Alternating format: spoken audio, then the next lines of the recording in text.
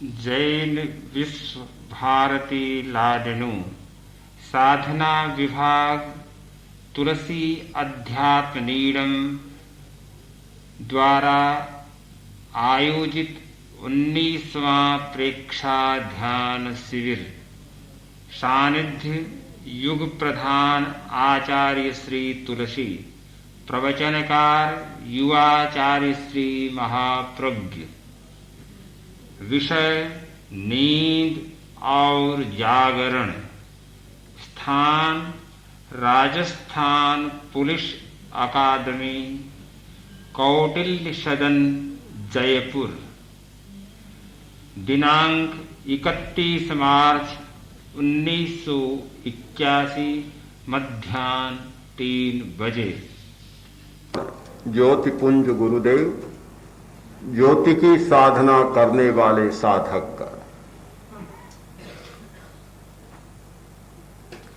हमारी जीवन यात्रा में 4 वृत्तियां प्रमुख भाग लेती है: आहार, नींद, भय और मैथुन। और भी संज्ञाएं हैं, वृत्तियां हैं, चित्त को प्रभावित करती है, पर ये 4 सबसे ज्यादा प्रभावित करने वाली हैं। आहार का संबंध जुड़ा हुआ है। कोई भी प्राणी आहार के बिना जीवन की यात्रा को नहीं चला सकता।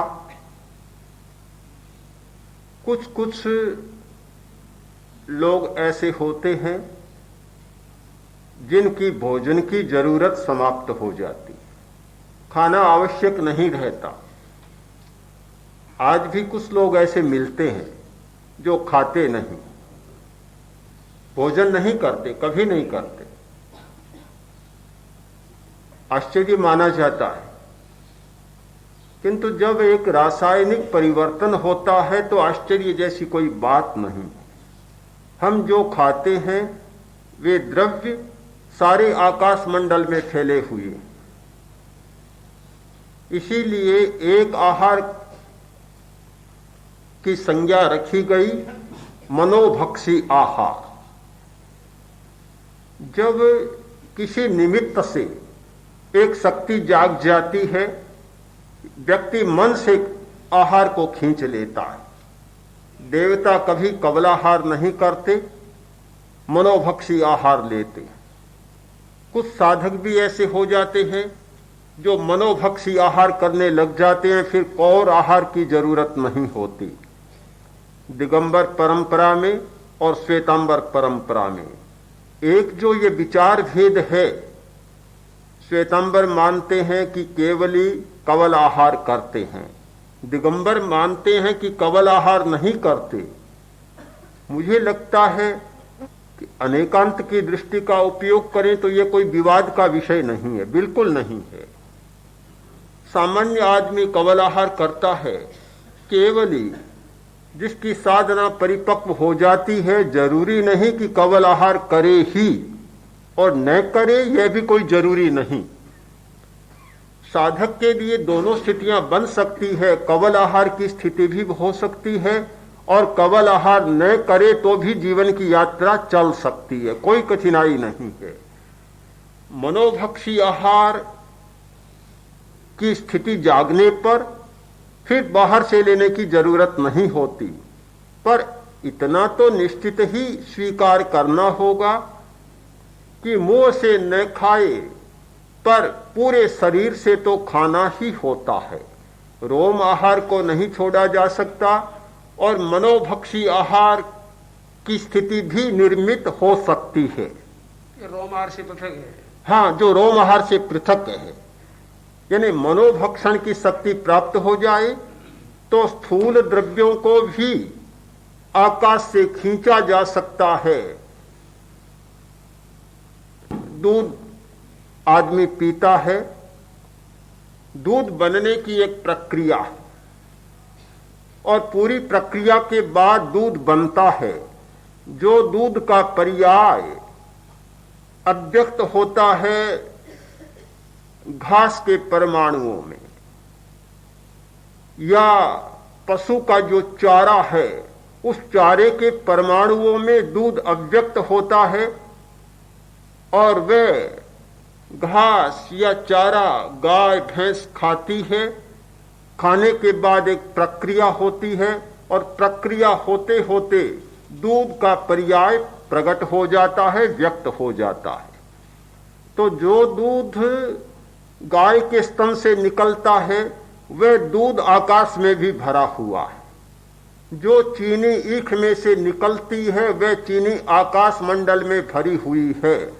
आकाश एक इतना बड़ा खजाना है, इतना बड़ा रिकॉर्ड है कि दुनिया की कोई भी स्थूल वस्तु ऐसी नहीं जो हमारे आकाश मंडल में उपलब्ध न हो, और अगर आकाश मंडल में अनुपलब्ध हो तो फिर वह किसी भी प्रकार से हमें उपलब्ध नहीं हो सकती। जो कुछ पदार्थ आता है वह आकाश मंडल से आता है। जिन व्यक्तियों में सूक्ष्म को पकड़ने की शक्ति प्रकट हो जाती है उन्हें फिर पूरी प्रक्रिया के बाद उपलब्ध होने वाली स्थूल वस्तु को लेने की जरूरत नहीं होती। वे उस वस्तु को सीधा आकाश में से ही ले लेते हैं और उस पर्याय में उसको बदल देते हैं। यह हमारी मनोभक्षण की प्रक्रिया होती है। आहार जरूर लेना होता है। जो लोग मनोभक्षी आहार लेते हैं उन्हें बहुत शुद्ध आहार मिलता है। वहां वे विकृतियां नहीं आती, न अर्जन की विकृति, न उत्पादन की रसोई बनाने में विकृति और न खाने की विकृति। तीनों विकृतियां नहीं होती।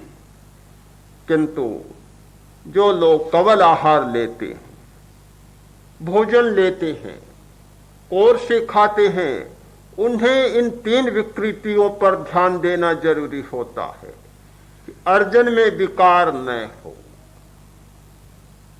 और बहुत लंबी चर्चा में हम न जाएं, केवल एक बात पर ध्यान केंद्रित करें कि अर्जन में क्रूरता न हो। अगर एक बात भी आ जाती है, हमारी करुणा जाग जाती है, कोमलता और मृदुता का भाव जाग जाता है, ये दूसरों को सताने वाली निर्दयता और क्रूरता यदि समाप्त होती है तो आहार की शुद्धि का पहला चरण संपन्न मान लें। जो व्यक्ति दूसरों के प्रति क्रूर व्यवहार करता है, फिर चाहे वह अन्न खाता है, शाकाहारी होता है, किंतु वह शाकाहार भी बहुत दुष्प्रभाव डालने वाला बन जाता है। मांसाहार के निषेध के और अनेक तर्क हो सकते हैं। उनमें एक प्रबल तर्क यह भी है कि क्रूरता का भाव बने बिना कोई मांसाहार कर नहीं सकता। व्यक्ति में छिपा या प्रकट क्रूरता का भाव होता है और वह मांसाहार करता है। दूसरी बात कि मांसाहार करने वाला केवल मांस को ही नहीं खाता है, केवल पशु के मांस में मिलने वाले विटामिन ए, प्रोटीन को ही नहीं खाता है और कुछ सार सत्वों को ही नहीं खाता है, किंतु पशु में विद्यमान पाशविक संस्कार और क्रूरता को भी साथ साथ में खाता है। हम इस बात को अस्वीकार नहीं करेंगे कि भोजन के परमाणुओं में अनेक तत्व मिले हुए होते हैं, अनेक संस्कार मिले हुए होते हैं। आदमी बीमार हो गया, रक्त चढ़ाने की जरूरत है। अब डॉक्टर रक्त चढ़ाता है तो पहले ग्रुप मिलाता है, किस ग्रुप का रक्त है। मिला, ठीक मिला, सेठ था, सेठ को रक्त चढ़ाना था। एक कंजूस आदमी का रक्त ठीक मिला, रक्त चढ़ाया गया। सेठ को पता चला कि रक्त चढ़ाया जा रहा है उस बेचारे का, सेठ बड़ा उदार था, रक्त चढ़ाया और अपने मुनीम को कहा कि उसको 3000 रुपया दे दो। दूसरी बार फिर रक्त चढ़ाने की जरूरत हुई और वही उस कंजूस का रक्त चढ़ाया। सेठ ने कहा कि उसे 100 रुपया दे दो। 3000 से 100 में आ गया। तीसरी बार जरूरत हुई रक्त चढ़ाने की, रक्त चढ़ाया गया। सेठ ने एक पन्ना लिया, लिखा साधुवाद, धन्यवाद, जाओ उसको धन्यवाद का पन्ना दे। एक बार 3000 रुपया, दूसरी बार 100 रुपया और तीसरी बार धन्यवाद और साधुवाद। ऐसा क्यों हुआ? सेठ तो बड़ा उदार था, सेठ तो उदार था, पर जिसका रक्त चढ़ाया जा रहा था वह कंजूस था। सेठ पर इतना प्रभाव हुआ, जब तक पूरा प्रभाव नहीं हुआ तो 3000 रुपये दिए, प्रभाव होने लगा तो 100 में आ गया और पूरा प्रभाव उस पर जम गया तो धन्यवाद मिल गए। चाहे रक्त हो, चाहे कोई दूसरी वस्तु हो, हमारे शरीर में बाहर के परमाणु प्रवेश पाते हैं और वे परमाणु जिस प्रकार के होते हैं अपना प्रभाव डाले बिना नहीं रहते। इसलिए ये विषय हमारे लिए इतना महत्व का है कि बाहर से क्या आ रहा है हम पूरा विवेक करें, पूरी छानबीन करें और फिर बाद में किसी बात को स्वीकार करें। आजकल प्रत्यारोपण बहुत होता है। एक व्यक्ति के दूसरे व्यक्ति के अंग का प्रत्यारोपण किया जाता है, आंख का प्रत्यारोपण, हृदय का प्रत्यारोपण और भी न जाने क्या क्या प्रत्यारोपण। एक व्यंग माने पर बहुत महत्वपूर्ण प्रकाश डालता है। एक आदमी के मस्तिष्क का प्रत्यारोपण किया गया, हो गया, स्वस्थ हो गया, बहुत बोलने लगा, बहुत भाषण देने लगा, लंबी चौड़ी बातें बघारने लगा। पत्नी बड़ी परेशान हो गई, डॉक्टर के पास गई, जाकर बोली डॉक्टर साहब आपने क्या कर दिया? मेरा पति तो बहुत शांत था, बहुत मौन रहने वाला, चुप रहने वाला, कम बोलने वाला, पर जब से आपने ऑपरेशन किया, प्रत्यारोपण किया, अब तो सारे दिन बकवास करता है, सारा घर सूना सा हो गया। ऐसा लगता है कि सब परेशान हो गए, आपने क्या कर दिया? डॉक्टर ने अपना कान पकड़ा, बोला ठीक कहती हो तुम, ये किसी राजनेता का मस्तिष्क था और वह लगा दिया, इसीलिए सारी गड़बड़ हो रही है।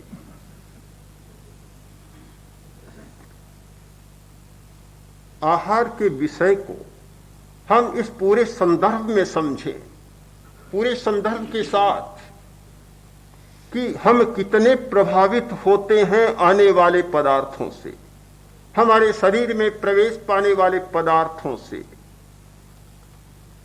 किसी दुर्गंध के पास से आप गुजरते हैं और नाक आहार करता है, केवल मुंह ही आहार नहीं करता, हमारी घ्राणेन्द्रिय भी आहार करती है। नाक आहार करता है और वे दुर्गंध के परमाणु जाते हैं, तत्काल आपकी भ्रुकुटी तन जाती है, नाक और भौं दोनों सिकुड़ जाते हैं। किसी परिमल के पास से गुजरते हैं, सुवासना, सुगंध फूट रही है, सुगंध के परमाणु चारों ओर बिखर रहे हैं, उसके पास से गुजरते हैं, दिल और दिमाग दोनों प्रसन्न हो जाते हैं। ऐसा लगता है कि प्रसन्नता से आप भर गए हैं। इस प्रभाव और संक्रमण की स्थिति में रहने वाला व्यक्ति क्या आहार के बारे में ध्यान नहीं देगा? और नहीं देगा तो निश्चित ही उसका परिणाम भुगते बिना नहीं रहेगा, परिणाम निश्चित ही भुगतना पड़ेगा। साधना का एक महत्वपूर्ण सूत्र है आहार का विवेक।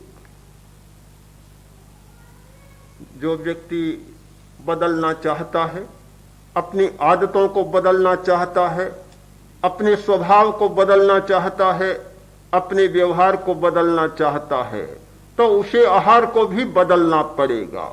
यह तो कभी नहीं हो सकता कि आप ध्यान करें, साधना करें, समता की साधना करें, सामायिक करें और जो चाहे सो खाते चले जाएं, जैसे चाहे वैसे खाते चले जाएं और जब चाहे तब खाते चले जाएं, तो फिर दोनों में कोई संगति नहीं होगी और जो पक्ष आप संचालित कर रहे हैं वह पक्ष भी आपका पूरा नहीं होगा। आपकी कल्पना और आपका सपना अधूरा का अधूरा रह जाएगा।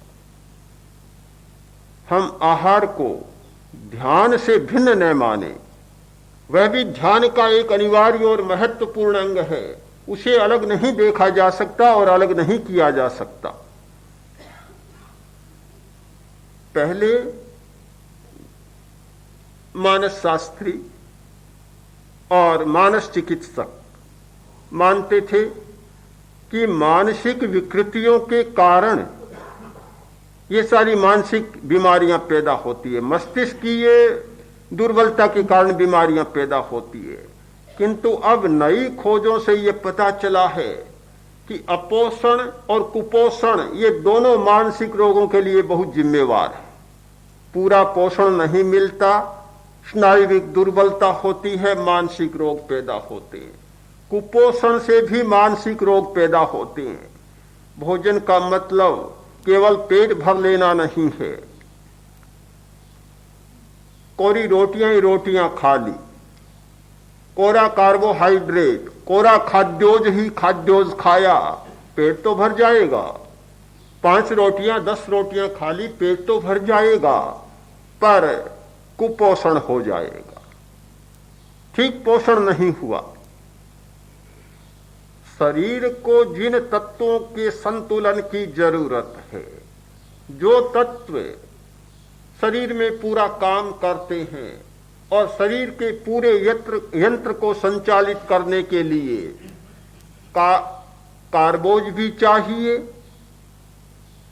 चिकनाई भी चाहिए, लवण भी चाहिए, क्षार भी चाहिए, ये सारी बातें चाहिए, विटामिन सार सत्व भी चाहिए।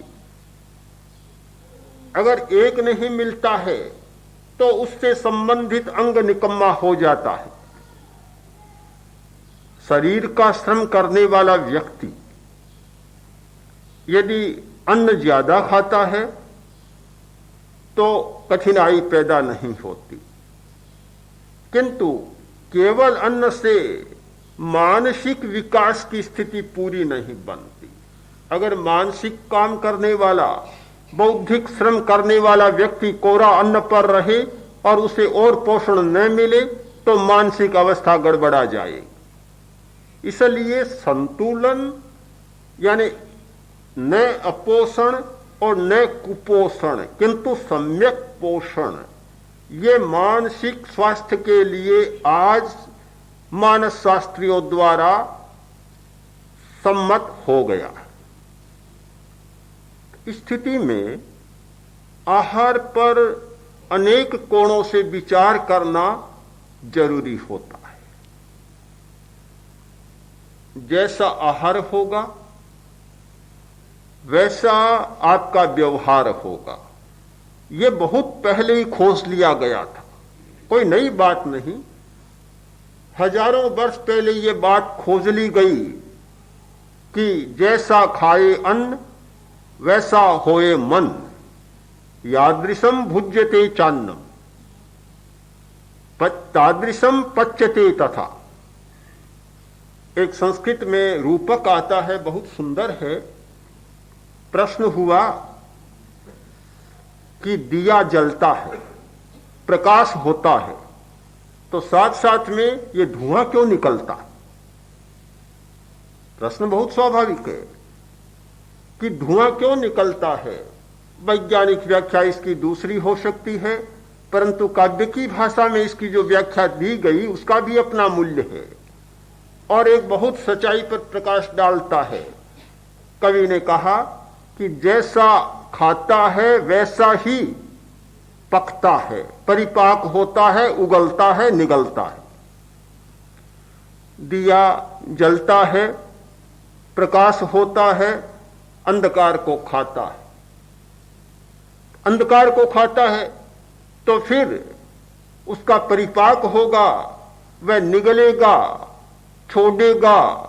तो अंधकार को खाने वाला धुआं नहीं छोड़ेगा तो और क्या छोड़ेगा? धुआं ही तो निकलेगा।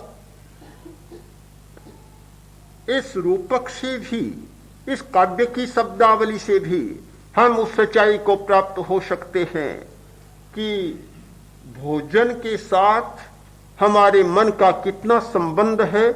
इसलिए मानसिक स्वास्थ्य के लिए, न केवल शारीरिक स्वास्थ्य के लिए, किंतु मानसिक स्वास्थ्य के लिए भी भोजन पर विचार करना बहुत जरूरी है। शारीरिक स्वास्थ्य, मानसिक स्वास्थ्य और तीसरा है आध्यात्मिक स्वास्थ्य या भावनात्मक स्वास्थ्य। भोजन का संबंध हमारी वृत्तियों से बहुत है। हमारे सारे कषाय, क्रोध, अहंकार, लालच, ये भी भोजन से बहुत संबंध रखते हैं। एक प्रकार का भोजन करने वाला व्यक्ति बहुत क्रोधी बन जाता है, एक प्रकार का भोजन करने वाला व्यक्ति बहुत लालची बन जाता है। बहुत गहरा संबंध जुड़ा हुआ है। इन सारी दृष्टियों से हम आहार पर और भोजन पर विचार करें। इस बात को न भूलें कि आहार एक अलग वस्तु है, भोजन अलग वस्तु है। आहार बहुत व्यापक है और भोजन आहार का एक अंश है। आहार का मतलब हम बाहर से जो भी लें वह विवेक पूर्वक लें। मुझे तो बहुत आश्चर्य होता है कई बार, आजकल ऐसा हो गया, आज की सभ्यता या संस्कृति कुछ भी हो गई कि लोग सीधे होटल में जाते हैं।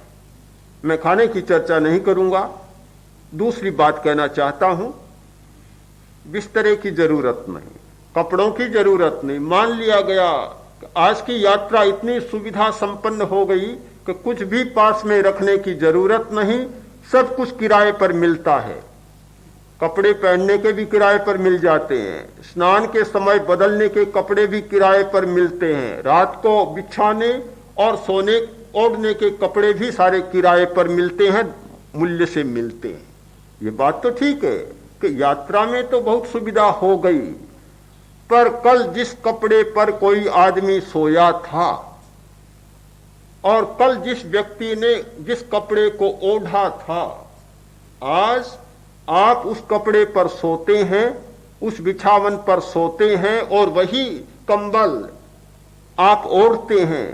तो क्या कल जिसने ओढ़ा था और कल जिसने उसे बिछाया था, उस व्यक्ति के परमाणु भी उसके साथ जुड़े हुए नहीं हैं?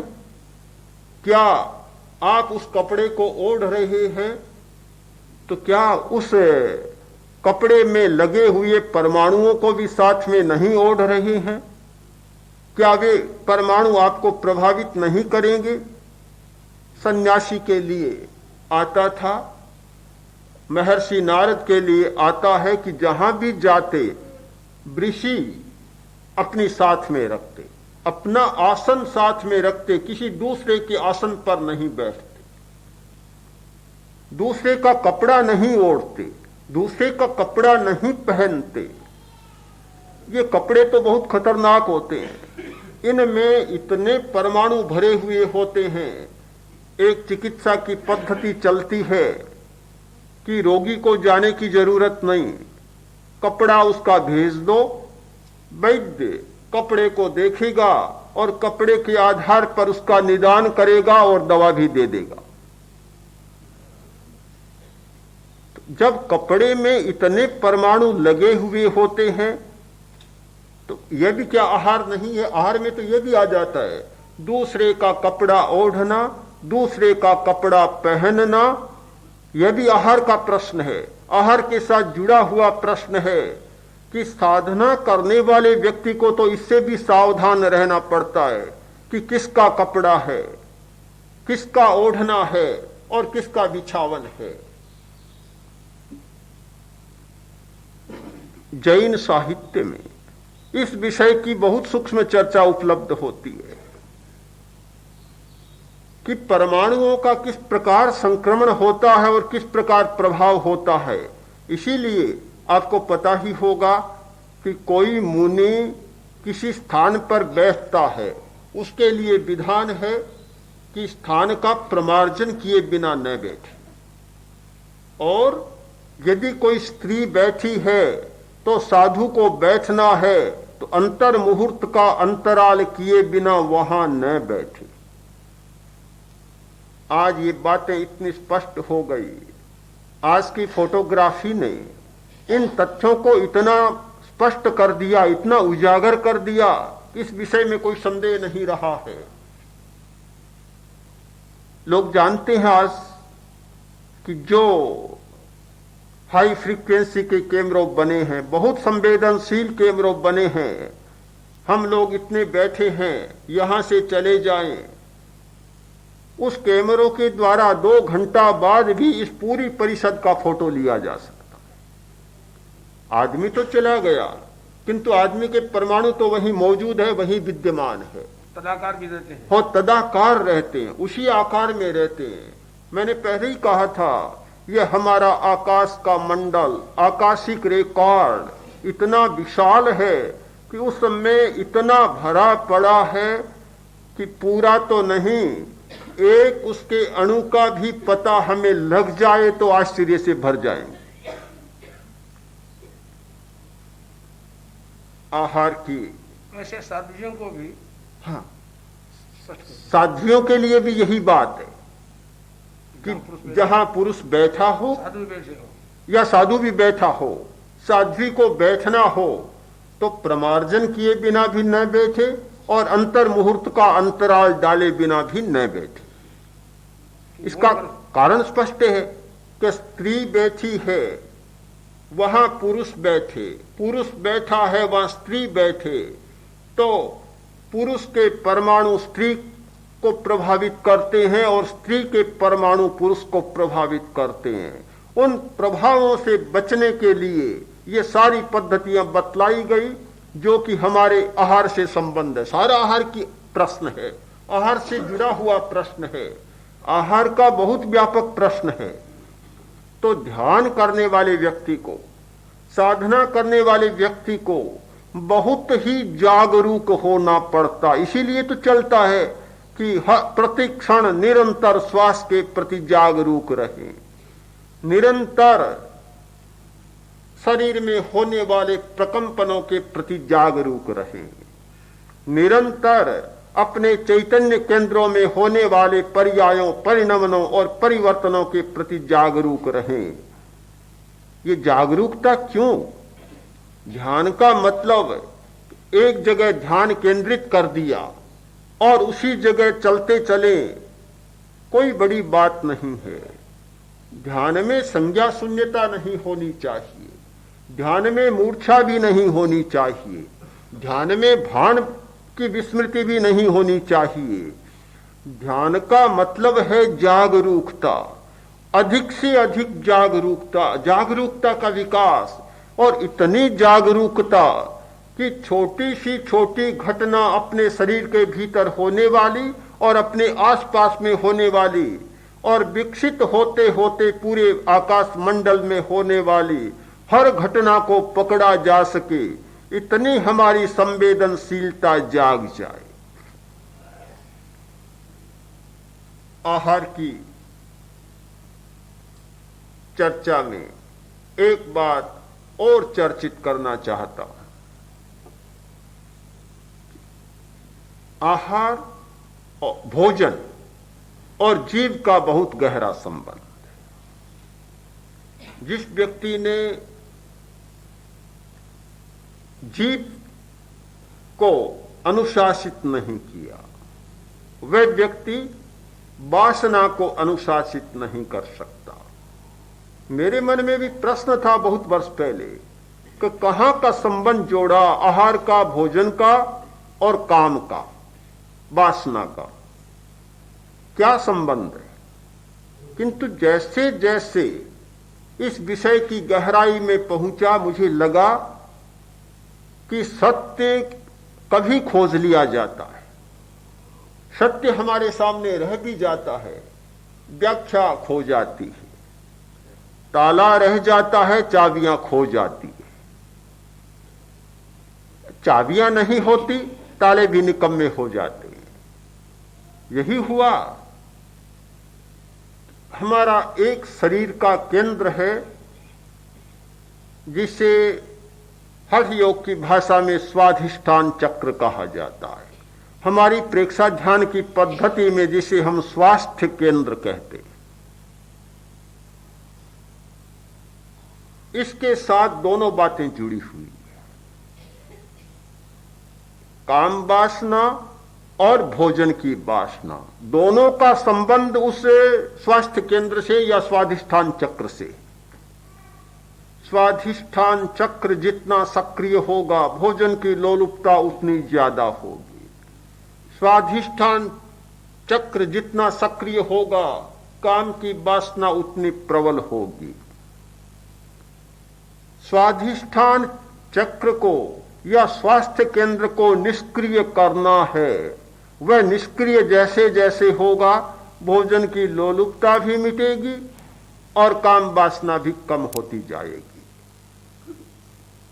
देखता हूं कि जैन आगमों में स्थान स्थान पर भोजन की लोलुपता पर बहुत प्रहार किया गया, भोजन संयम पर बहुत बल दिया गया। इसका मतलब समझ में आता है, आप चाहे कान को ऐसे पकड़े और चाहे द्राविड़ी प्राणायाम करें, सीधा पकड़े और चाहे टेढ़ा ऐसे पकड़े, कान को पकड़ना है। चाहे आप स्वास्थ्य केंद्र को निष्क्रिय करने के लिए उस पर ध्यान करें, आपकी भोजन की और वासना दोनों की लोलुपता कम होगी। और यदि आप में शक्ति है, प्रबल मनोबल है, तो आप स्वास्थ्य केंद्र पर ध्यान बिल्कुल न करें। भोजन और मन में उठने वाली काम की तरंगों का संयम करें, स्वास्थ्य केंद्र अपने आप निष्क्रिय हो जाए। किसी भी रास्ते से चले, किंतु यह रास्ता जरा कठिन है और स्वास्थ्य केंद्र पर ध्यान कर उसे निष्क्रिय करना, यह रास्ता जरा सरल है। सरलता और कठिनता की दृष्टि से चुनाव किया जा सकता है, किंतु दोनों प्रक्रियाएं, किसी भी मार्ग से इधर से चले उधर से चले, आप एक लक्ष्य बिंदु पर जरूर पहुंच जाएं। भोजन की लंबी चर्चा के बाद अब नींद पर भी थोड़ी सी चर्चा करें। बड़ा जटिल प्रश्न है नींद का, बुलाने की जरूरत नहीं होती, बिना बुलाए ही आ जाती। और रसोई बनाते शायद नींद नहीं आती होगी, कपड़े की सिलाई करते समय नींद नहीं आती होगी, गप्पे हाँकते समय नींद नहीं आती होगी, और सिनेमा देखते समय भी नींद नहीं आती होगी। किंतु ध्यान के लिए बैठे तो वह ध्यान में बैठना जैसे चित्त को निर्मल बनाने का अवसर है, उतना ही अवसर नींद को लेने का है। दोनों के लिए समान अवसर है और शायद नींद के लिए बहुत अच्छा अवसर है। ऐसे सोते समय भी पूरी नींद नहीं आती होगी। जिन लोगों को नींद नहीं आती है उनके लिए ये नींद की गोलियां लेने की जरूरत नहीं, ध्यान और कायोत्सर की स्थिति में बैठ जाएं तो उनका काम हो जाएगा। वरदान है। हाँ, अपने आप काम हो जाएगा। पर कठिनाई तो तब होती है, बैठते हैं ध्यान के लिए और नींद सबसे पहले अपना आसन बिछा देती है। वे तो पूरा आसन बिछा ही नहीं पाते और नींद पहले ही अपना आसन बिछा देती है। बड़ी कठिनाई होती है। नींद और जागरण दोनों साथ जुड़े हुए हैं। जागना और सोना, नींद लेना, दोनों बातें हैं। कितना खाए, जैसे प्रश्न है, खाने के बारे में कोई नियम नहीं बनाया जाता, क्योंकि हर व्यक्ति की भूख अलग अलग होती है। कोई सामान्य नियम नहीं बनता। कैसे बन सकता है? भूख के अपने अपने नियम है। कुछ लोग ऐसे होते हैं एक आदमी था किसान, तो किसी ने बता दिया कि भोजन करो तो बीच में पानी पी लिया करो, ये बहुत अच्छा है। अब पकड़ता है तो पूरी पकड़ता है, अनपढ़ आदमी बहुत जल्दी पकड़ता है बात को, और पकड़ता है उसे छोड़ता भी नहीं है जल्दी से। तो बीच में पानी पीने लगा।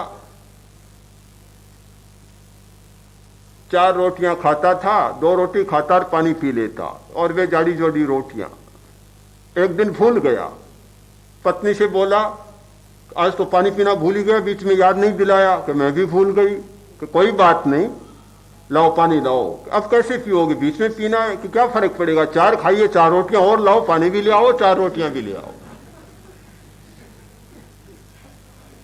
नियम नहीं बनता।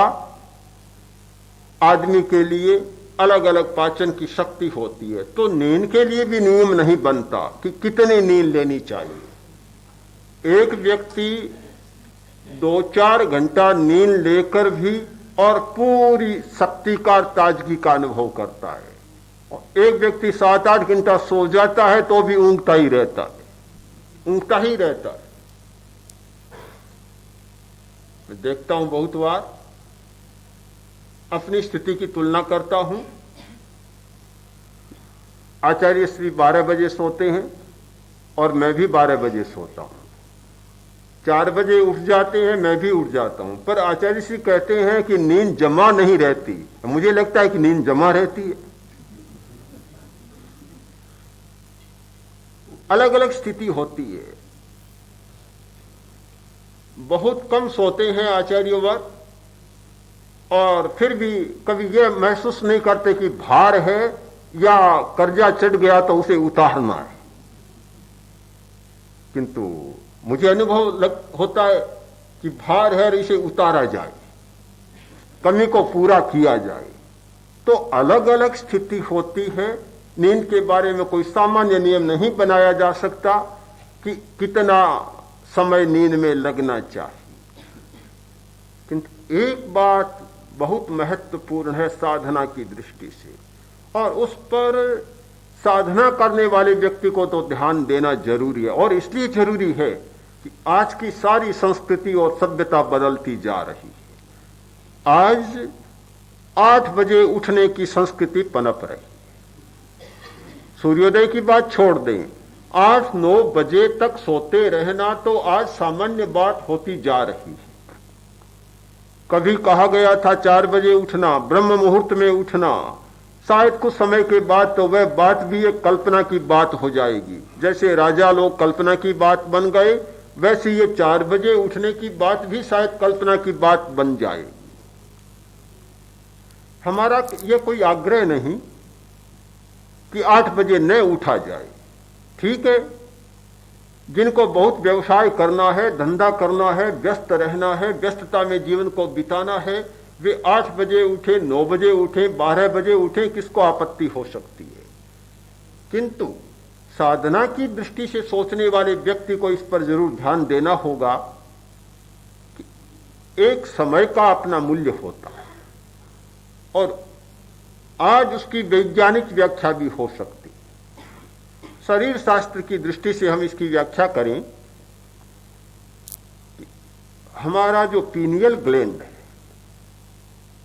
और एक एड्रिनल, पीनियल ग्लैंड से 2 स्राव होते हैं, सेरोटोनिन और मेलाटोनिन।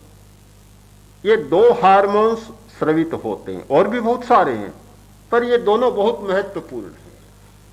अब जो मेलाटोनिन है वह काम पर नियंत्रण करने वाला है। सारे काम वासना को जगाने वाले हार्मोन्स ऊपर से आते हैं, पीनियल से आते हैं, और उनको नियंत्रण करने वाला है मेलाटोनिन। वह 4 बजे तक, 3 या 4 बजे तक वृत्ति पर नियंत्रण रखने का काम करता है, और 4 बजे के बाद प्राण के प्रवाह को भरने लगता है। हमारे शरीर में रोज प्राण का प्रवाह आता है, प्राण आता है। हम बाहर से आकाशमंडल से बहुत प्राण लेते हैं, तो जब तक मेलाटोनिन अपना काम नहीं करता, प्राण के प्रवाह को हम भीतर में ले नहीं सकते। तो ये 4 बजे का समय है कि उस समय प्राण का प्रवाह मेलाटोनिन के द्वारा पूरे शरीर में भरता है, नई स्फूर्ति और नई चेतना जागती है। बहुत सारे आकाश मंडल से आने वाले विकिरणों का अनुदान का समय होता है ये 3 और 4 बजे का। इसीलिए बतलाया गया कि ध्यान का सबसे अच्छा समय है 2 बजे के बाद और 4 बजे तक का, जो पुब्बरत्ता वरत काले यानी पूर्व रात्र और अपरात्र यानी 12 बजे के बाद का समय। संपिक्षये अपगमप्पेणम, आप रोज सुनते हैं हमारा घोष प्रेक्षा ध्यान का, संपिक्षये अपगमप्पेणम, जो पुब्बरत्ता वरत काले संपिक्षये अपगमप्पेणम, जो पूर्व रात्र में और अपरात्र में अपनी आत्मा के द्वारा अपने आप को देखता है। तो यह समय एक साधना की दृष्टि से बहुत महत्वपूर्ण समय होता है। रात्रि के 12 बजे के बाद 4 बजे तक का या 5 बजे तक का। इस समय जो व्यक्ति उठता है वह प्राण से भरा हुआ अनुभव करता है, स्फूर्ति से अपने आप को भरा हुआ अनुभव करता है। और बाद में सोने वाला सोता है, नींद भी लेता है, उठता है तो आलस्य से भरा हुआ, थकान से भरा हुआ, और उठ जाने के बाद भी ऐसा अनुभव करता है कि पूरी ताजगी आई नहीं। तो नींद और जागरण पर और लंबी चर्चा न भी करें। मानसिक बल को बढ़ाने के लिए कम नींद लेना बहुत जरूरी है। बहुत सोना बहुत खराब है। सोने में एक हानि तो प्रत्यक्ष है। आपने सुना उस दिन कि सोते समय हमारे श्वास की संख्या बढ़ जाती, 15 से 18 श्वास हो जाते। श्वास की संख्या बढ़ती है नींद में, तो श्वास की संख्या बढ़ना स्वास्थ्य के लिए और दीर्घायु दोनों की दृष्टि से अच्छा नहीं। जागना बहुत अच्छा होता है और साधना करते करते व्यक्ति जागने का इतना अभ्यास कर लेता है कि नींद की स्थिति भी समाप्त हो जाती है। जैसे कुछ व्यक्तियों को भोजन की जरूरत नहीं होती, तो कुछ व्यक्तियों को फिर कभी नींद लेने की जरूरत नहीं होती। अप्रमत्त मुनि नींद नहीं लेता। जिनकल्पी मुनि बहुत थोड़ी नींद लेते हैं और यथालंदक निरंतर अप्रमाद की साधना करने वाला नींद से परे हो जाता है। भगवान महावीर ने अपने पूरे साधना काल में इतने लंबे 12 वर्ष से ज्यादा लंबे साधना काल में केवल कुछ मिनटों की नींद ली, 1 घंटा भी नींद नहीं। इस स्थिति को भी प्राप्त किया जा सकता है। आहार और नींद, इन दोनों पर ठीक विचार करें तो ये दोनों हमारे मानसिक विकास में, मनोबल के बढ़ाने में बहुत सहयोगी बनते हैं। सोचता हूं कि हमारे शरीर की शक्ति, स्फूर्ति, प्राणवत्ता है, बढ़े, और जो इस साधन के द्वारा बढ़ती है वह विकास के लिए होती है, दूसरे के भलाई के लिए होती है। शक्ति दूसरे स्रोतों से भी प्राप्त की जा सकती है। आप एकांततः इसी बात को स्वीकार न करें। शक्ति बढ़ाने के दूसरे स्रोत भी हैं, ऐसे पदार्थ भी हैं, ऐसे औषधियां भी हैं कि जिनके द्वारा शक्ति को बढ़ाया जा सकता है। किंतु एक अंतर आएगा, पदार्थों से और दूसरे प्रकारों से बढ़ाई हुई शक्ति शायद पछाड़ने वाली शक्ति होगी, और अपने भीतरी स्रोतों से बढ़ाई जाने वाली शक्ति उठाने वाली शक्ति होगी। एक बच्चे से कहा गया कि तुम मल्ल बनो। पूरा बच्चा नहीं था, थोड़ा समझदार हो गया था। मल्ल बनो। क्यों, किस लिए? कि मल्ल बड़ा ताकतवर होता है। यह तो ठीक बात है, ताकतवर तो मुझे बनना है। और बताने वाला बोलता गया, इतनी ताकत उसमें होती है कि सामने जबरदस्त से जबरदस्त व्यक्ति को पछाड़ देता है। वह बोला, नहीं बनूंगा, मुझे नहीं चाहिए। मैं ताकतवर तो बनूंगा, मुझे शक्ति चाहिए, किंतु वह शक्ति नहीं चाहिए जो दूसरे को पछाड़ सके। मुझे वह शक्ति चाहिए जो दूसरे को उठा सके। शक्ति होती है, पर शक्ति के दो रूप हो जाते हैं। ये साधना के द्वारा और अपने भीतरी स्रोतों के द्वारा, आहार और नींद के संयम के द्वारा जो मन की शक्ति बढ़ती है, वह दूसरे को उठाने वाली शक्ति होती है, दूसरे का कल्याण और भलाई करने वाली शक्ति होती है। और दूसरे दूसरे स्रोतों से प्राप्त होने वाली शक्ति, खूब तेज पदार्थ और ऐसी औषधियां जो बहुत तामसिकता को बढ़ाती है। शक्ति तो बढ़ जाती है, पर दूसरे को पछाड़ने वाली शक्ति बढ़ती है। हम स्वयं अपना निर्णय करें, विवेक लें, ऐसी शक्ति का अर्जन करें जो स्वयं को उठाए और दूसरे की चेतना को भी उठा सके।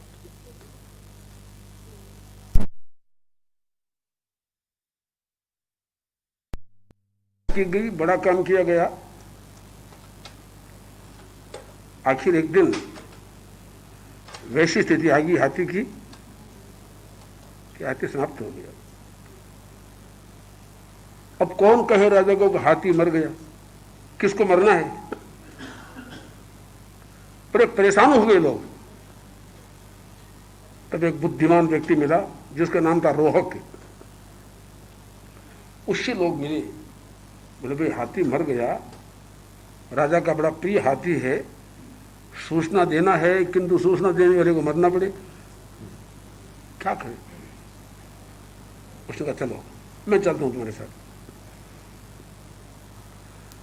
आगे साथ आए और सब हाथी पालक साथ में है। राजा ने पूछा हाथी कैसा है? बहुत अच्छा है। ठीक है, ठीक है। रोक बोला एक बात है, हाथी खाता नहीं है कुछ, पानी में भी नहीं पीता है और श्वास भी नहीं लेता है।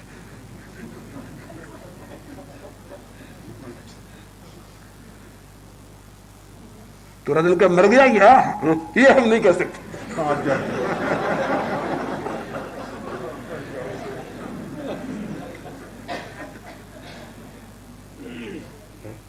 काम हो गया। झगड़ा शब्द का था। हाथी समझ गए, राजा समझ गया हाथी मर गया, बच गए सबके सब। ये बुद्धि की बात है, विवेक की बात है। तो हम संज्ञा कहें न कहें कोई बात नहीं, वृत्ति कहें, हमारा काम होना चाहिए। तो जिन वृत्तियों का विवेचन किया गया आज, उन दो ही, आहार और निद्रा। आप निश्चय समझिए, आहार और निद्रा ये दोनों हमारे त्राण है, और आहार और निद्रा दोनों हमारे प्राण हर भी हैं।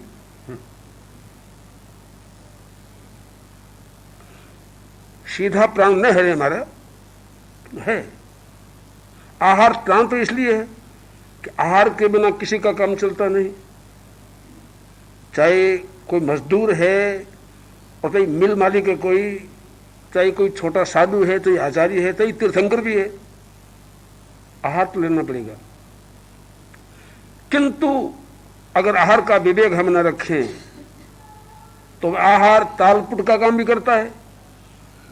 कहा है विभूषा इत्य संसज्ञी पणीय रस भोजनम नरस सत्य गवेशिष्य विषम ताल उडम जहा। अगर साधक प्रणीत रस का भोजन करता है, जैसा भोजन उसके लिए उपयुक्त नहीं वैसा करता है, बहुत गरिष्ठ भोजन, स्निग्ध भोजन रोजाना करता है, तो तालपुट जहर का काम करता है। वह भोजन आहार तालपुट उग्र जहर का काम करता है। आपने देख लिया, जो आहार हमारा प्राण था वह हमारे लिए जहर का काम करता है। निद्रा की वही बात है। अगर किसी व्यक्ति को नींद न आए तो बीमार हो जाता है, न आए तो नींद अच्छी तरह से आ गई तो बिल्कुल स्वस्थ है। आपको पता होना तो ऐसी भी नींद है कि अगर नींद किसी के पास में हो तो उसकी निश्चित नरक है गति। नींद तो है, स्त्यानर्थी नींद, जिसका नाम स्त्यानर्थी। वह निद्रा जिस व्यक्ति में पाती है उस व्यक्ति की निश्चित गति नरक होती है। इतनी गहरी नींद, इतनी मूर्छना उसकी हो जाती है कि उसका प्राण हर होती है वो। इसलिए आहार और निद्रा इन दोनों का विवेक करें। कौन सा आहार हमारे लिए सात्विक है, कौन सा आहार हमारे लिए उपयोगी है, किस आहार से हमारी साधना अच्छी चल सकती है और किस आहार से हमारी बाधाएं आती है। वैसी निद्रा भी विवेक करना हमारा काम है। किंतु एक बात फिर है, साधक की साधना अगर पक गई तो फिर आहार गौण हो जाएगा। कैसे ही आहार को वो अपने अनुकूल पचा सकता है, अपने अनुकूल बना सकता है। चाहे किसी व्यक्ति ने जहर दे दिया, वह अपनी शक्ति से अमृत रूप में परिणत कर लेगा। हम सुनते हैं अमुक व्यक्ति को जहर दिया गया, वो नहीं मरा।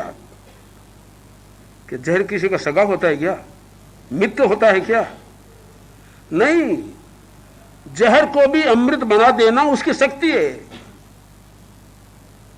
अगर जहर को अमृत नहीं बनाया जा सकता, आगे को पानी नहीं बनाया जा सकता, तो उदाहरण गलत हो जाएंगे सबके सब। उदाहरण भी नहीं, ऐसी चीज है भी वास्तव में। अपेक्षा है कि हम ऐसी शक्ति का अपने आप में अर्जन करें, अर्जन करें।